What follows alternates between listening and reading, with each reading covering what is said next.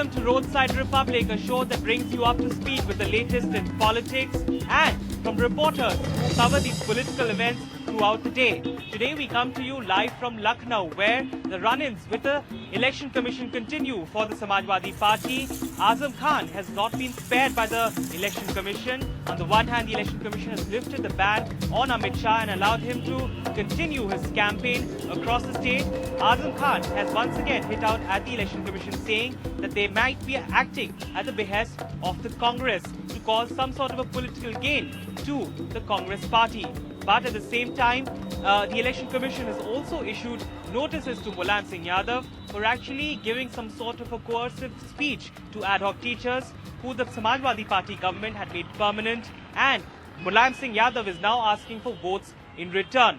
But let's take a look at this report about how Election Commission has in a sense given a clearance, a go-ahead to Amit Shah, but at the same time not lifted the ban on Azam Khan. हम अपराधी नहीं हैं, हम आईना दिखा रहे हैं सच का। इलेक्शन कमीशन हमसे क्या चाहता है, जिस तरह लिखकर उसने नोटिस दिया और बगैर हमारा नोटिस पढ़े हमें सजा दे दी। UP Minister and Samajwadi Party strongman Azam Khan continuing to be defiant and combative, far from being apologetic or promising better behavior after the ban on the BJP's man in charge of Uttar Pradesh, Amit Shah, was lifted. He has also shot off a letter to party chief Mulayam Singh Yadav saying, after CBI, the Election Commission has also muzzled me for the political gain of the Congress. And referring to Modi, he writes, can a man who compares 1/5 of the people of this country to puppies be allowed to become the PM? बिना जवाब को समझे, बिना जवाब को माने, election commission ने ये पाबंदी कर दी है.